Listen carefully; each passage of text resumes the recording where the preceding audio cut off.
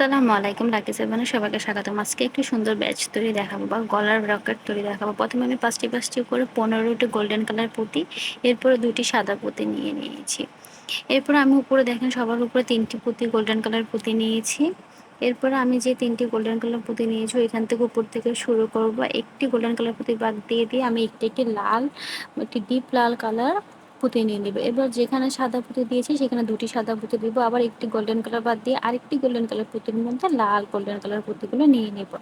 তো এইভাবে করে আমি আবার সাদার মধ্যে দুটি দিয়ে দিব। এইভাবে করে পুরোটি রাউন্ড করে নেব, একটি গোল্ডেন কালার বাদ দিয়ে আরেকটি গোল্ডেন কালারের মধ্যে একটি লাল পুঁতি আমি দিয়ে নিব।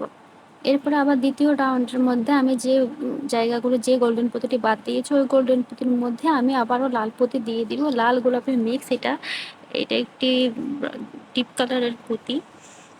এরপর আমি আবারও দুটি যেখানে সাদা পুঁতি দিয়েছি সেখানে দুটি করে দিয়ে দেবো। এভাবে সেম প্রসেসে আমি সম্পূর্ণ রাউন্ডে করে নেব। আবার 3 নম্বর রাউন্ডের মধ্যে আমি সেম যে জায়গাটিতে ফাঁকা রেখেছিলাম ওই জায়গাটির মধ্যে একটি করে পুঁতি দিয়ে নেব। এখানে এটি একটি মাল্টি কালারের লাল পুঁতি। তো এরপর আমরা যেখানে সাদা, তো এভাবে করতে করতে আমার এই রাউন্ডটি হয়ে যাবে, এটি তারা শেপের হয়ে যাবে। তা আমি একটু পেঁচিয়ে নিলে দেখুন, আমি একটু ভাঁজ দিয়ে নিলে আপনারা একটু ফলো করলে বুঝতে পারবেন এটি তারা শেপের একটি গলার রকেট তৈরি হয়ে যাবে। তো এভাবেই আমি গলার রকেটটি তৈরি করে নিয়েছি। এরপরে মাঝখানের মধ্যে একটি বড় পাল পুঁতি দিয়ে নিব। তো আপনারা একটু ভালো করে দেখুন, আমি একটু মাঝখানের মধ্যে একটি পাল পুঁতি দিয়ে নিব।